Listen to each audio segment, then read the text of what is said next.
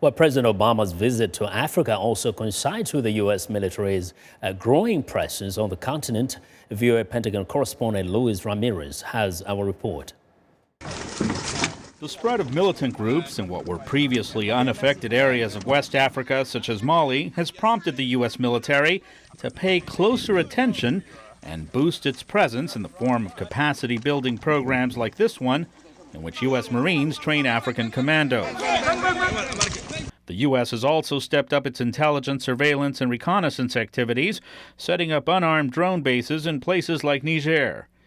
It is part of a plan to provide security assistance to Africa without a large presence of U.S. personnel. U.S. Army General David Rodriguez recently took the helm of the U.S. Africa Command, based in Germany. In a VOA radio interview, he explained why it is important for the U.S. military to maintain a small footprint on the continent.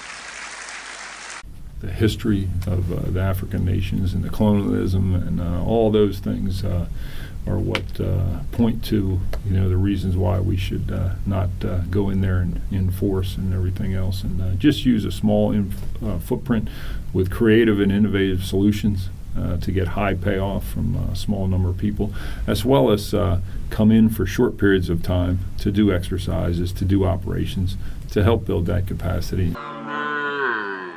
AFRICOM was started in 2008, and its focus was on development projects including livestock deworming programs, with U.S. soldiers, sometimes in civilian dress, reaching out to villagers.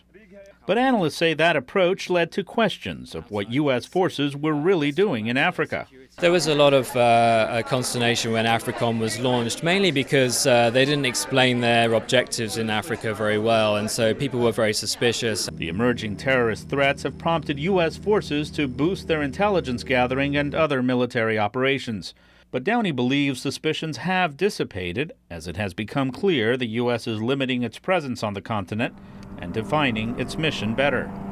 AFRICOM's mission is becoming clearer, and as it's retreated into a more traditional operational role, I think that's actually helped AFRICOM's image within Africa, that people understand a little bit more clearly what it's doing there. Analysts say it has also become clear this capacity-building mission is a long-term effort. U.S. forces are working with militaries that are largely untrained and lacking in professionalism in some cases. They estimate it could be a decades-long endeavor. Luis Ramirez, VOA News, at the Pentagon.